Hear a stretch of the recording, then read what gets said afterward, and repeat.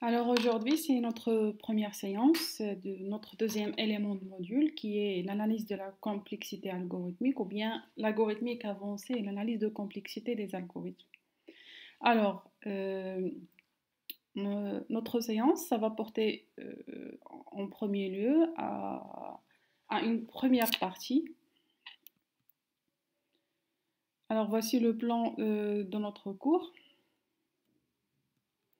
Donc, avant de commencer, bien sûr, ici, on va rappeler c'est quoi la notion d'algorithmique ou algorithme. Donc, bien sûr, algorithmique, ça veut dire quoi algorithmique? Déjà, le mot algorithme, ça vient du nom du savant que vous connaissez très bien, c'est Khawarizmi. Oui? Oui. Donc l'algorithme, c'est un mot qui dérive du mot du savant Al-Khawarizmi. Alors c'est qui Al-Khawarizmi? Khawarizmi qui est l'origine du mot algorithme. Alors il est né vers 793, 83 plutôt, à Ouzbékistan et décédé vers 850 à Bagdad. Est un mathématicien, géographe, astrologue et astronome perse, membre des maisons de la sagesse dans les écrits rédigés en langue arabe. Ces écrits ont permis l'introduction de l'algèbre en Europe. Il est à l'origine des mots algorithme et algèbre, ou encore de l'utilisation des chiffres arabes. Donc on lui doit tout ce succès de l'informatique puisque c'est basé sur les chiffres arabes, sur l'algorithme et sur l'algèbre. C'est pour cela, ces matières-là, leur nom dérive du mot al-Khawarizmi. Donc l'algorithmique, qui est la science de l'algorithme, il dérive du mot du savant al-Khawarizmi. Donc ils méritent tous de lui rendre un hommage. Alors déjà, c'est quoi un algorithme? Ce sont des notions que vous connaissez, mais en premier lieu, on va procéder à un rappel, un petit rappel. Donc c'est quoi un algorithme? Est une suite ordonnée d'instructions qui indique la démarche à suivre pour résoudre un problème. Donnez-moi des exemples des algorithmes que vous connaissez.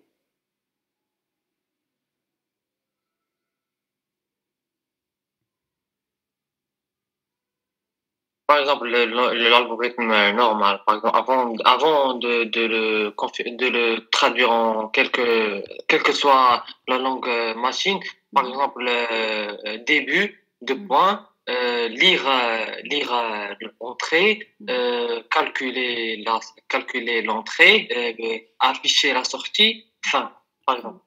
Oui, c'est ça, ce sont les étapes d'un algorithme. Alors, ma question portait sur des algorithmes que vous connaissez, par exemple les recettes de la cuisine.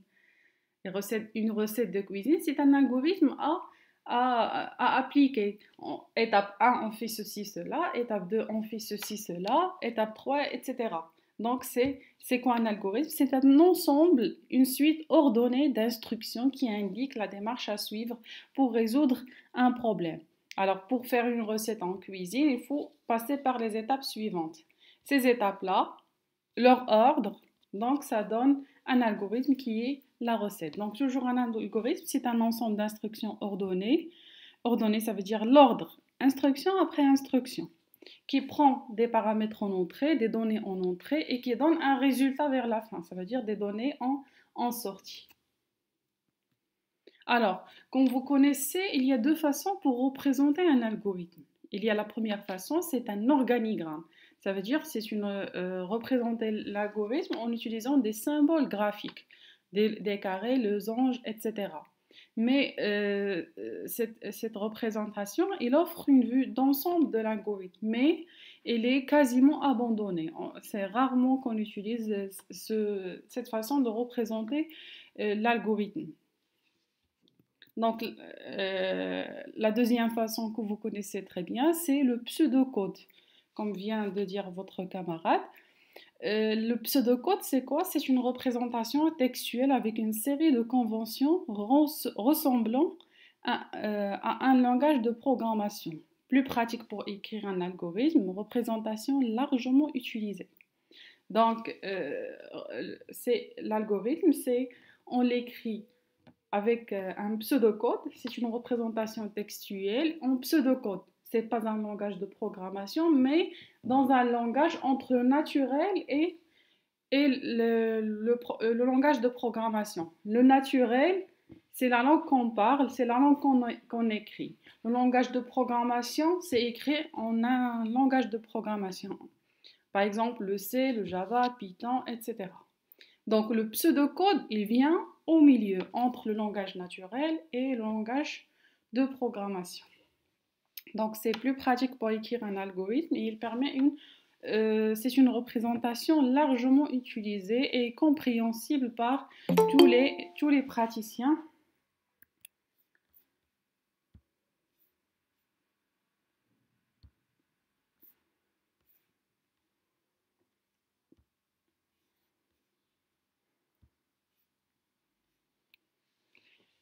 C'est largement utilisé parce que c'est une convention. Ce sont des conventions utilisées pour que tout le monde puisse comprendre c'est quoi un algorithme.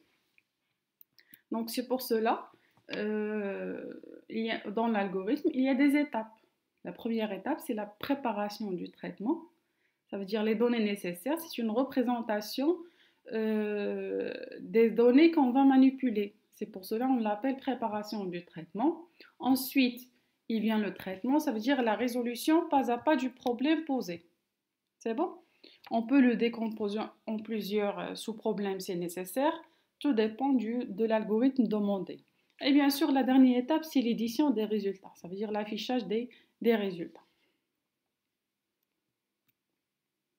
Un exemple, voici un algorithme simple qui permet de calculer le carré d'un entier. Donc, au début, voici le nom de l'algorithme, on lui donne un nom. Voici les variables, on les déclare, on les présente ici. C'est le pré-traitement. On aura besoin de deux entiers A et C. Donc, après, il commence le traitement. Le début du traitement, le voici. Donc, écrire, ça veut dire veuillez saisir la valeur de A. Écrire, c'est afficher, comme le printf que vous connaissez en Java ou bien en C. Lire A. Après, on va lire la valeur saisie de A et qu'est-ce qu'on fait? On affecte à C le A fois A. Et voilà, nous avons calculé le carré. Donc ici, c'est un petit exemple de l'algorithme. C'est quoi un algorithme? Alors, pour les éléments de l'algorithme, il y a différents éléments de l'algorithme. On cite les variables. Les premiers éléments, c'est les variables. La déclaration de variable est listée par la forme suivante. On déclare variable. Si on a plusieurs variables, on dit variable avec S. Et on dit liste des identificateurs et puis le retour. Ça veut dire c'est quoi, c'est pas le retour, mais plutôt c'est quoi le type de ces entiers. Donc exemple, on déclare les variables suivantes. Donc IJK, ce sont des entiers, XY, ce sont des réels, OK, c'est un booléen, CH1 et CH2, ce sont des chaînes de caractères. Après, bien sûr, on peut déclarer aussi les constantes. Donc, la déclaration de variable est effectuée par la forme suivante. Ça veut dire, ici, c'est une petite erreur, c'est variable. La déclaration de constante, elle est effectuée par la forme suivante. Donc, je vais rectifier ça.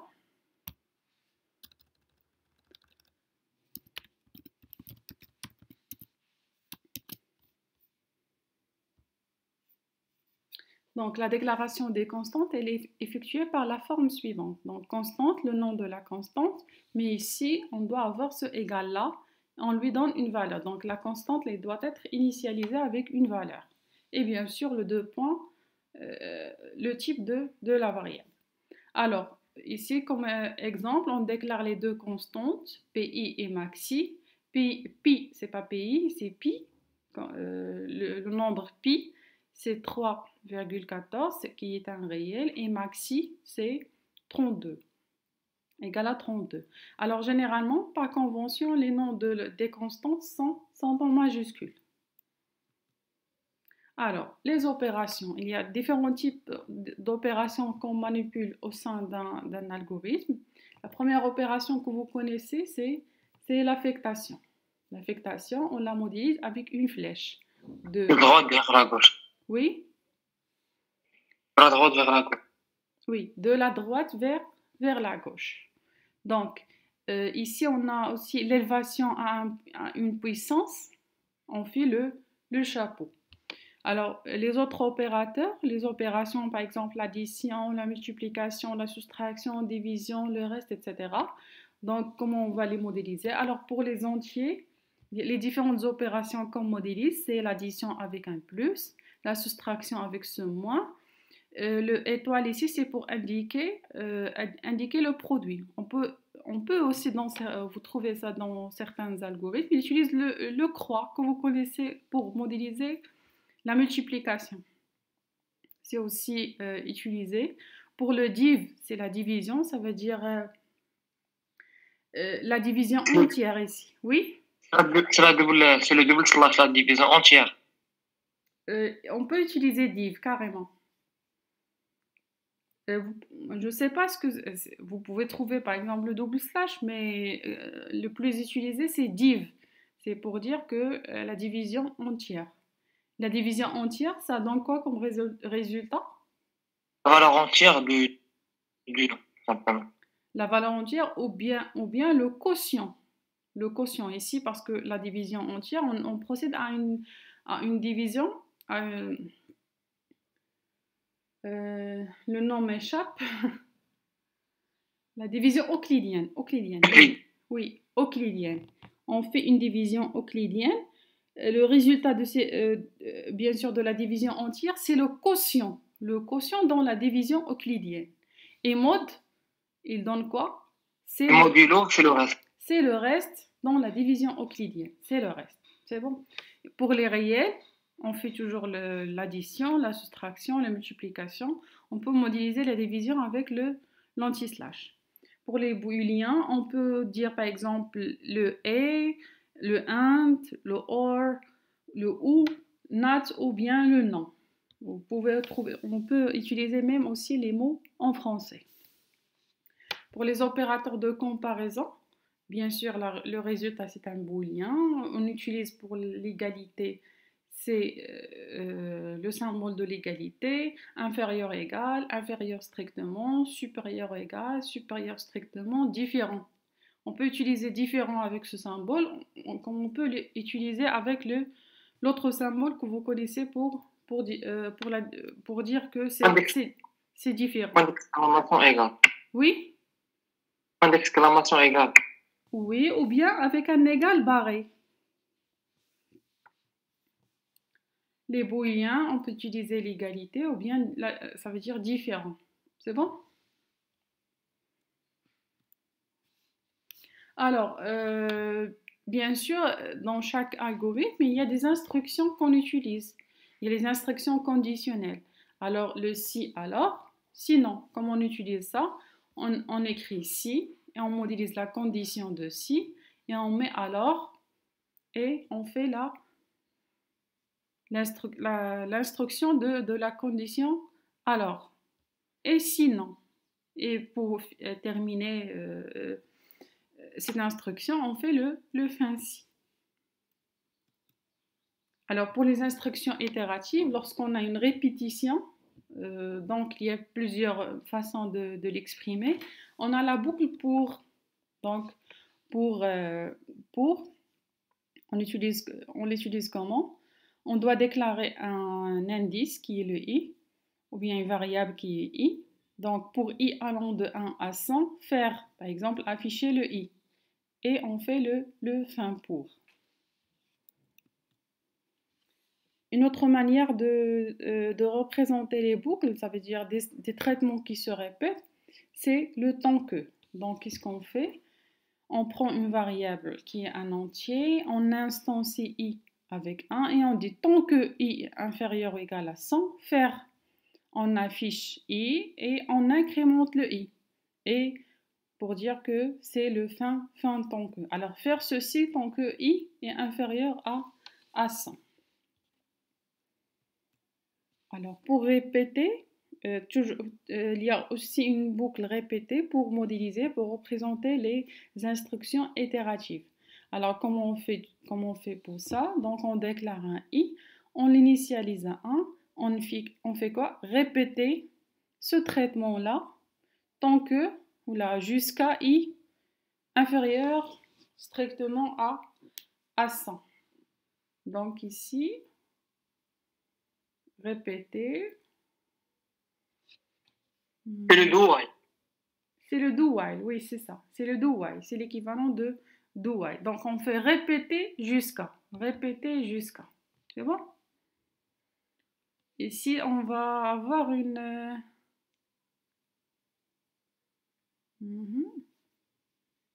Le premier cas, est-ce qu'il va entrer ou il ne va pas entrer? C'est différent du while normal. Oui. Parce que le do while, ça dépend du premier cas, est-ce qu'il va entrer ou pas? Oui, oui, c'est ça. Là, il va entrer, dans tous les cas, il va entrer. Donc répéter, il va afficher 1, il fait i devient 2 jusqu'à i inférieur strictement à 100. Supérieur. Supérieur strictement à 100. Non, je vois juste l'algorithme. Est-ce que c'est correct ici? Il va juste faire la première. Uniquement, il va afficher uniquement 1. Madame, il va afficher 1, il va s'arrêter. Il va s'arrêter. C'est bon. Il fallait mieux écrire, par exemple, inférieur. Par exemple, si on fait inférieur,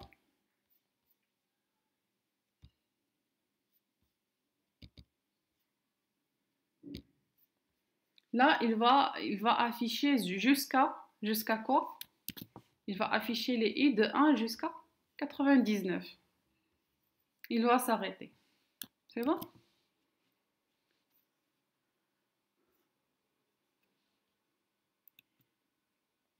Alors, parmi les structures que vous connaissez aussi, on peut modéliser les structures à choix multiples. C'est l'équivalent de switch case que vous connaissez. Donc, pour modéliser ce type de structure, qu'est-ce qu'on fait? On utilise selon que. Donc, on prend une variable sur laquelle on aura les différentes instructions. Alors, selon que note supérieure égale à 16, écrire très bien. Si la note est supérieure ou égale à 14, écrire bien. Bon, pour avoir un algorithme bien correct, plus raffiné que ça, on peut procéder à un intervalle, c'est beaucoup mieux. Ça veut dire une note entre 14 et 15,99 va afficher bien, etc. Donc ici, c'est pas ça notre sujet, c'est juste pour vous montrer, vous rappeler plutôt comment on peut utiliser, comment on peut modéliser le selon que pour modéliser le switch case que vous connaissez. Ça veut dire on a des cas à choix multiples. Et bien sûr, on a si aucune de ces instructions ne s'était pas appliquée, bien sûr, automatiquement, le sinon, ça va s'appliquer. Et on fait le fin selon que. Alors, pour les fonctions, voici leur syntaxe. On déclare fonction, le nom de la fonction, les listes de paramètres et leur type. Et bien sûr, on peut déclarer les objets locaux à la fonction. On fait début, c'est le corps de la fonction. Retourner, c'est le résultat de la fonction. Il n'y a pas seulement la représentation des fonctions, il y a aussi la représentation des procédures. C'est quoi la différence entre fonction et procédure? Madame, une procédure, c'est il ne retourne rien, alors qu'une fonction, il retourne. Voilà. Par exemple, une procédure peut juste afficher. Oui, voilà. Donc, si on veut faire les procédures, on fait procédure ici et on supprime le retourner. Et voilà, nous avons une procédure. Une fonction retourne des valeurs, une valeur, mais la procédure ne retourne rien. Il fait uniquement un traitement. Exemple d'une fonction qui permet de calculer le périmètre des rectangles. Donc voici les variables, les paramètres d'entrée, la largeur et longueur qui sont de type entier, et il retourne un entier. Il retourne quoi? C'est la largeur plus la longueur fois 2. Donc, c'est une simple fonction pour calculer le périmètre. Alors, maintenant, on passe aussi à la récursivité. Alors, c'est quoi la récursivité? Vous la connaissez?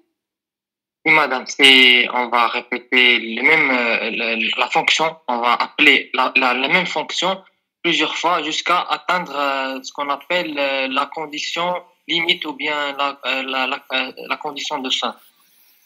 Je veux dire, on va appeler par exemple, voilà la fonction par exemple, elle s'appelle f. On va faire if par exemple une condition double est égale à une certaine valeur, retourne par exemple 0, c'est ça la condition de fin. Et après cette ligne, la deuxième instruction va être l'appel de la fonction f. Voilà. Madame, Oui. c'est l'appellation d'une fonction dans le même bloc de la fonction, Oui. jusqu'à la condition initiale. Initiale, oui, c'est ça. Jusqu'à trouver, c'est pas condition initiale, mais plutôt c'est une condition d'arrêt. Jusqu'à la condition d'arrêt. Oui, c'est ça. Est-ce que vous avez vu les différents types de récursivité?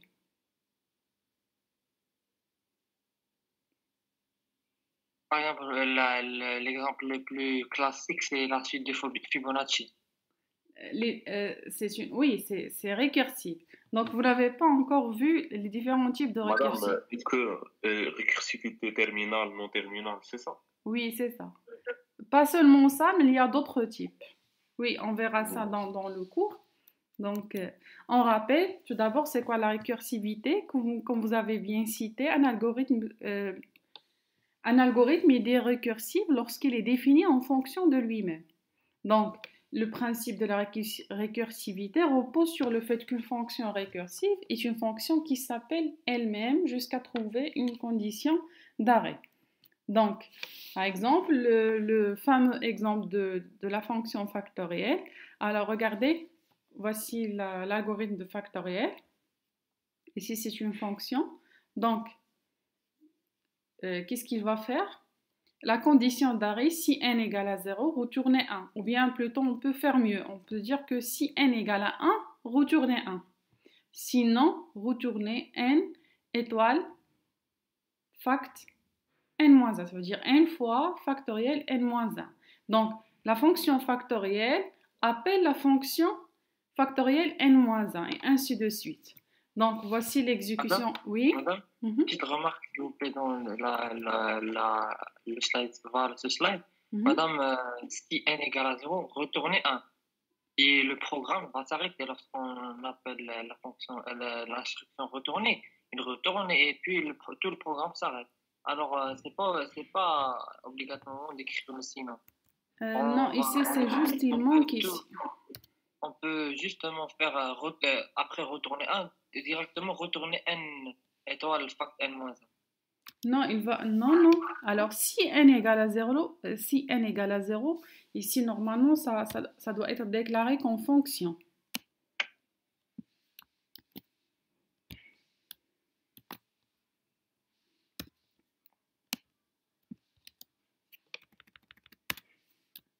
Alors, regardez. Voici le paramètre d'entrée de la fonction. Alors, si on donne n égale à 0, il va retourner quoi? Il va retourner 1 et il va s'arrêter parce que c'est... Il va s'arrêter. Il va s'arrêter. Oui, c'est ça. Bon. Oui, il va s'arrêter. S'il ne trouve pas n égale à 1, il va on peut omettre sinon. Et donc, il va directement retourner n étoile fact n-1. Oui, c'est ça. Sinon, si n n'est pas différent, si n est différent de 0, il va retourner quoi? Il va retourner n fois factoriel n-1. On peut omettre le sinon. Non, c'est juste pour... oui. Ici, c'est juste pour respecter la convention. Si, alors, sinon. C'est bon? On peut la supprimer, sinon il va retourner directement n étoile fact n-1. Mais ici, rappelez-vous que c'est un algorithme. Dans le langage de programmation, vous pouvez raffiner le code. C'est bon? Oui, bien sûr, parce que on peut ne pas mettre sinon, parce que il va être directement appliquer. C'est bon? Alors, pour l'exécution de factoriel 5, qu'est-ce qu'on a? Alors, on lui donne n égale à 5. Donc, n est différent de 0. Donc, il va faire quoi? Il va faire 5 étoiles factoriel 4. 4 est différent de 0, donc il va faire quoi? 4 fois factoriel 3. C'est bon?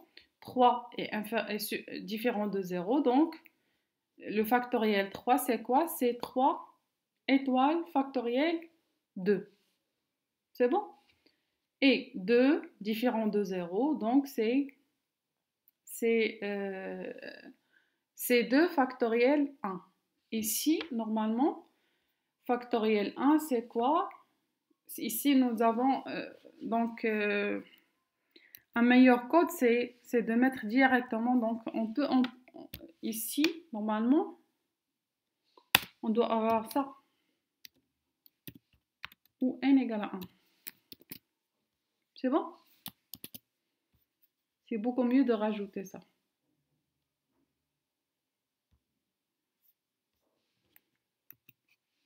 Alors, ici, factoriel, c'est bon. On est dans l'étape factoriel 2. Factoriel 2, c'est quoi? C'est 3, c'est 2, 2 fois factoriel 1. Donc, c'est bon. Nous avons trouvé la condition d'arrêt, qui est le factoriel de 1. Le factoriel de 1, c'est 1. C'est bon? Donc, le programme s'arrête. Et on commence à calculer le résultat.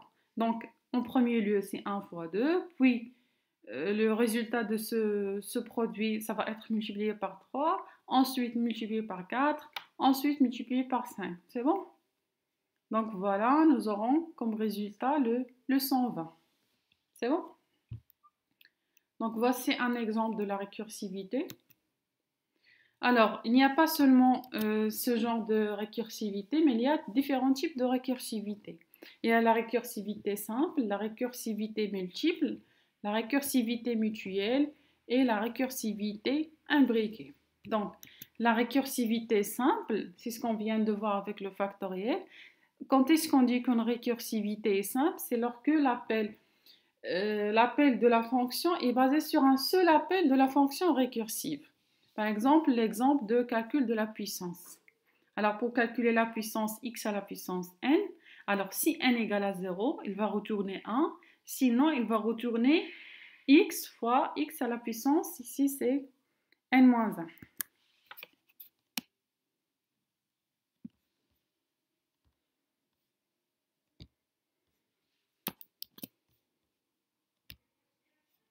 Donc, c'est quoi la condition d'arrêt? C'est n égale à 0. Donc, si n égale à 0, alors renvoyez 1. Sinon, renvoyez x fois puissance x n-1. X appliqué à n-1. Donc, ici, il y a un seul appel de la fonction. C'est pour cela qu'on dit que c'est une récursivité simple. Donc, vous voyez, on peut procéder à une exécution. Donc, calcul de 4 à la puissance 3. Donc, le 4 à la puissance 3, ça nous donne quoi? On appelle 4 fois puissance 4, 2. On fait sortir le 4, c'est puissance 4, 1. Et on fait sortir le 4, c'est 4 fois 4 fois 4 fois puissance 4, 0. 4, 0, c'est la condition d'arrêt. Donc, n égale à 0, donc il va retourner 1. Donc, voilà le 4 à la puissance 3. Alors, dans chaque appel, on fait uniquement un appel simple de la fonction, un seul appel. C'est pour cela qu'on dit que c'est une récursivité simple. Alors, pour la récursivité multiple, c'est un type de la récursivité lorsqu'on a plusieurs appels de la fonction récursive. Par exemple, pour calculer les combinaisons CP de n. Alors, on utilise la relation de Pascal. CP de n, bien sûr, égale à 1 si P égale à 0 ou P égale à 1, est égal CP de n-1 plus CP moins 1 de n moins 1. Donc, pour modéliser ça en utilisant la récursivité, on le fait comme ça. On fait avec la fonction combinaison NP. Voici la condition d'arrêt. Si P égale à 0 ou P égale à N, il va renvoyer 1. Sinon, renvoyer combinaison. Voici le premier appel de la fonction récursive appliqué à N-1 P, plus un deuxième appel de la fonction récursive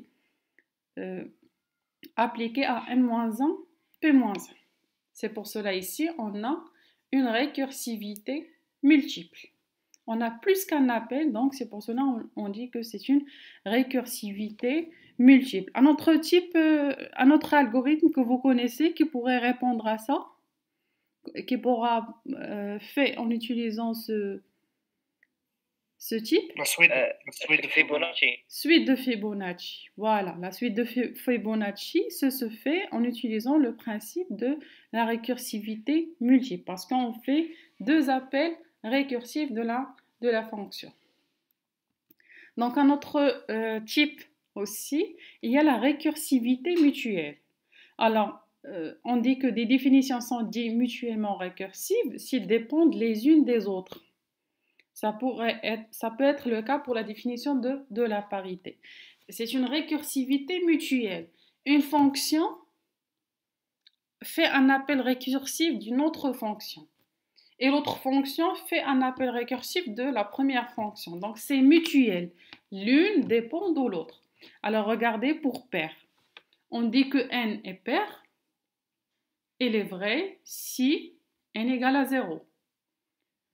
Ou bien si n-1 est impair. Bien sûr, si n est pair, alors n-1, elle est impair. La même chose. On dit que n est impair lorsque n est différent de 0. Si n égale à 0, c'est faux. Il n'est pas impair. 0, on le considère pair. N est impair, donc n-1, elle est pair. C'est bon? Donc, l'une dépend de l'autre. Donc, voici la fonction pair. Si n égale à 0, alors renvoyez vrai. Sinon, renvoyez impair n-1. Voici impair n. Si n égale à 0, alors renvoyez faux. Sinon, renvoyez pair n-1. Vous voyez? C'est une récursivité mutuelle. C'est bon?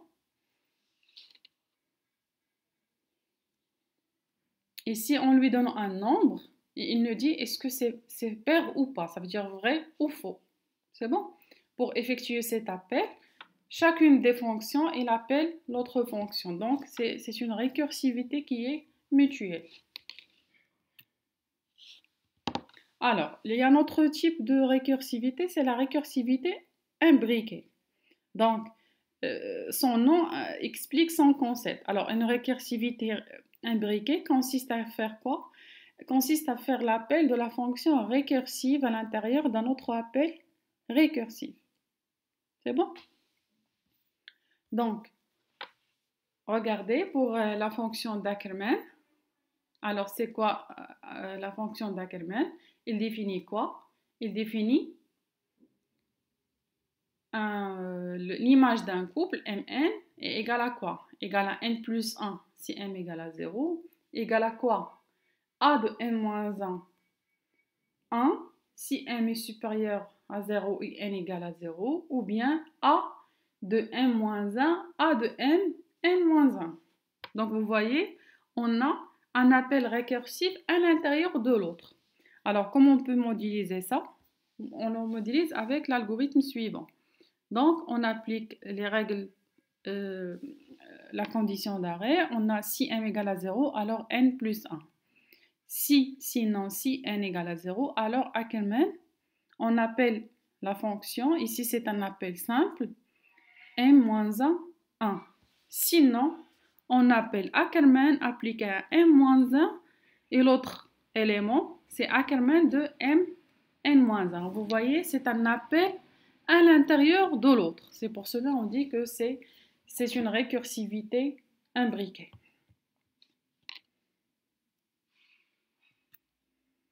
Alors, Comme on vient de dire, ou comme a fait la remarque de votre camarade, il a mentionné qu'il y a d'autres types de récursivité, c'est terminal ou pas.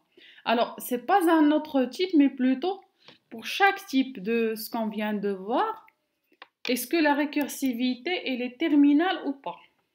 C'est bon? Alors, c'est quoi une récursivité terminale?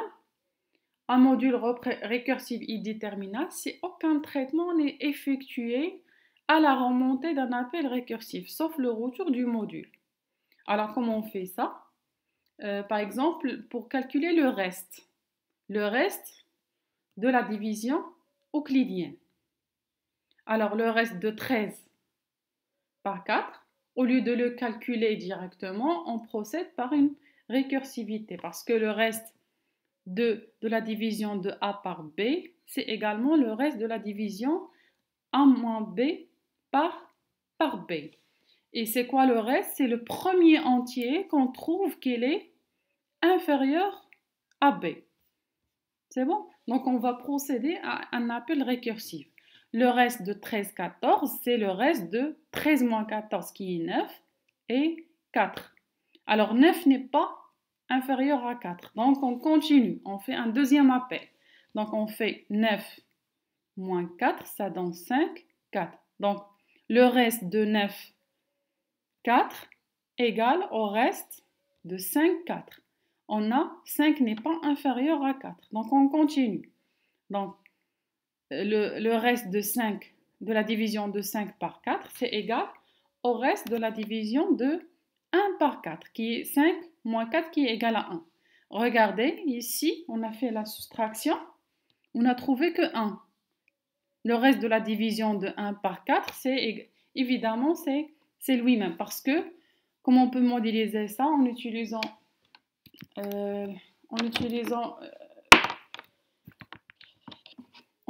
la division euclidienne? C'est bien évidemment 4, c'est quoi? Ça s'écrit quoi en fonction de 1? 1 en fonction de 4 plutôt, pour effectuer la division euclidienne. 4 fois 0 plus 1. Voilà, donc c'est 4 égale à quoi? Égale à 1 égale à quoi? C'est 0 fois 4 plus 1.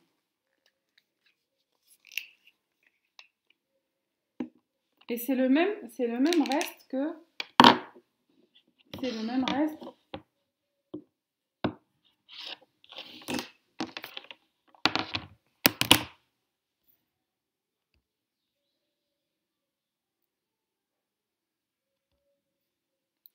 Parce que, bien évidemment,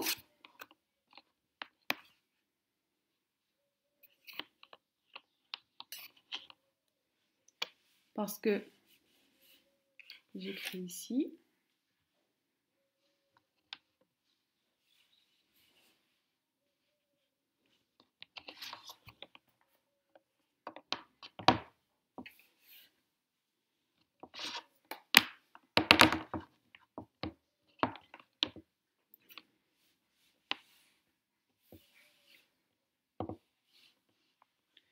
parce que 13, c'est quoi?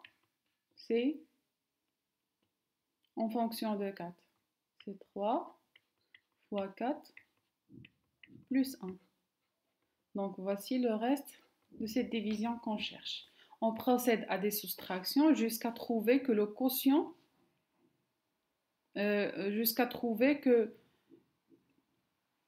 celui qu'on fait la division sur le 4 est inférieur à ce 4-là. C'est bon? Donc, on va procéder à des soustractions jusqu'à trouver que 1, c'est quoi? La division de 1 par rapport à 4, c'est 0 fois 4 plus 1. Et voilà.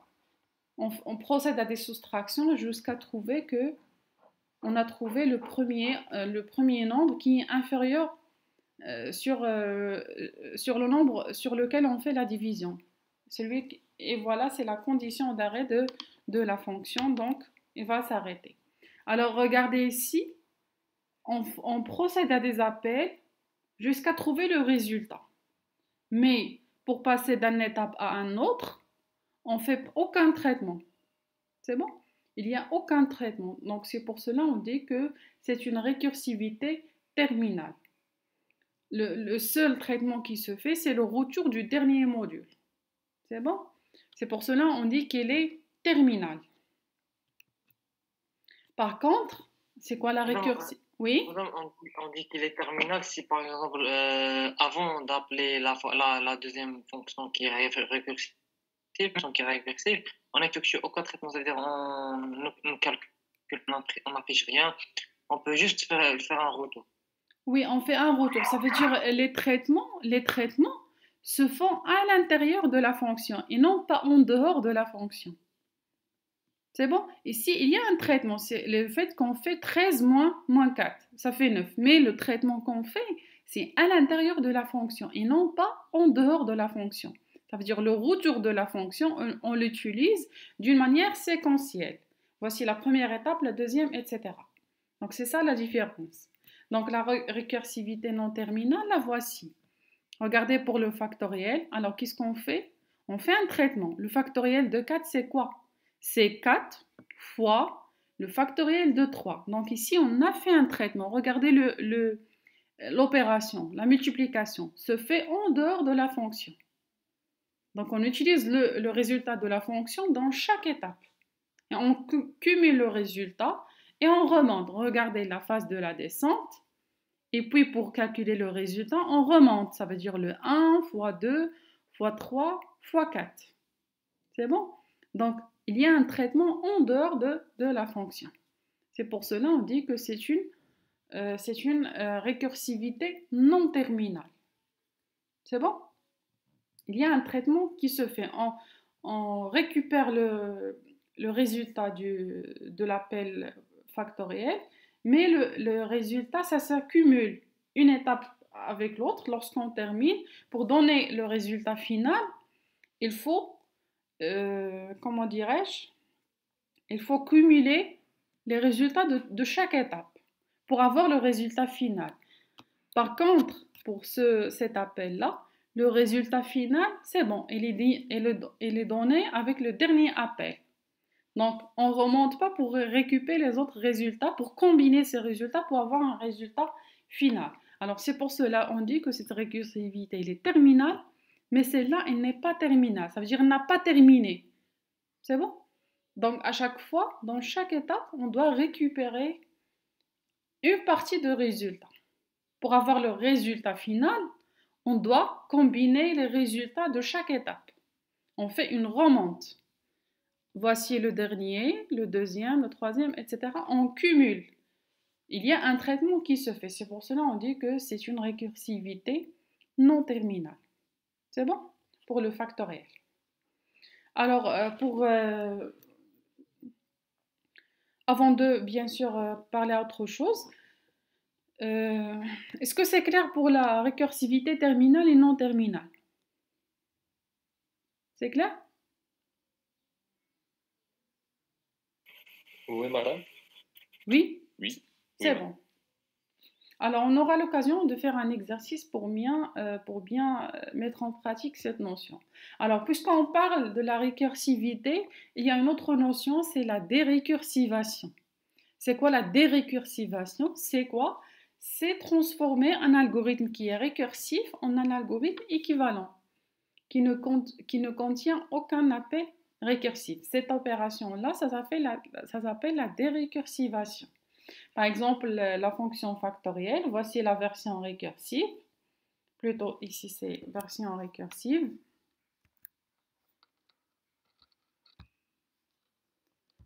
Plutôt ici, c'est la version récursive et la version itérative. Donc, voici la version récursive. L'autre version, c'est itérative. Ça veut dire que nous avons dérécursivé cet algorithme-là. C'est bon? Donc c'est ça l'opération de la dérécursivation. On a une version récursive et on cherche une version qui n'est pas récursive et qui fait le même travail de l'algorithme. Bien sûr, récursif vs itératif. Alors, c'est quoi l'avantage et l'inconvénient de chacun de ces deux types? Alors, on va faire une mise au point. Donc, les programmes itératifs sont souvent plus efficaces, mais les programmes récursifs sont plus faciles à écrire. Par exemple, la suite de Fibonacci. La suite de Fibonacci, il est très facile à faire avec un appel récursif. Par contre, pour l'itératif, c'est compliqué. Donc, parfois, les algorithmes récursifs, ils sont simples. Regardez pour la fonction Ackermann. Pour une fonction récursive, ça se fait exactement en 3 lignes. Mais si on veut modéliser ça avec un programme qui est itératif, c'est un peu compliqué. C'est bon? C'est compliqué. Parfois, ça devient presque une mission impossible. Donc, les récursifs, ils sont aussi faciles à écrire. Mais parfois, les programmes itératifs sont souvent plus efficaces. On verra ça lorsqu'on va faire l'étude de l'analyse de la complexité. On va comparer. C'est bon? Alors, les compilateurs savent la plupart du temps reconnaître les appels récursifs terminaux. Et ceci n'engendre pas de surcoût par rapport à la version itérative du même programme. Donc, il est toujours possible de dérécursiver un algorithme récursif. C'est bon? Parfois, dans certains problèmes, un appel récursif, c'est plutôt rentable, plus rapide par rapport à un appel itératif. Et dans certains cas, les algorithmes itératifs sont plus efficaces par rapport à un appel récursif, etc. Donc, ça dépend du problème et ce qu'on attend qu'un algorithme fait face à ce problème-là. Alors, je vous propose un petit exercice. Alors, pour mettre en pratique, pour mieux exercer la notion du terminal. Alors, ici, regardez dans l'exemple qu'on avait vu dans le cours, on a proposé la fonction factorielle. La fonction factorielle, nous l'avons fait avec un algorithme qui est non terminal. Alors, je vous demande de proposer un algorithme récursif terminal pour la fonction factorielle. C'est bon? Alors, c'est ça l'exercice. Ici, nous avons la version du factoriel. Alors, ça, c'est non terminal. Parce que, regardez, à chaque fois, on fait un traitement. Donc, comment on peut écrire un autre algorithme qui est terminal cette fois-ci? C'est bon? Donc, aucun traitement ne se fait en dehors de la fonction. Donc, réfléchissez à ça. C'est bon?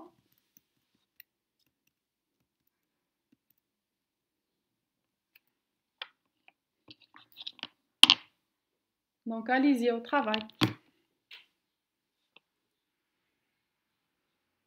C'est clair l'exercice?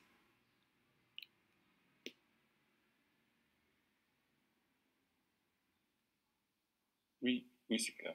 C'est bon, donc vous allez faire un algorithme récursif terminal pour la fonction factorielle.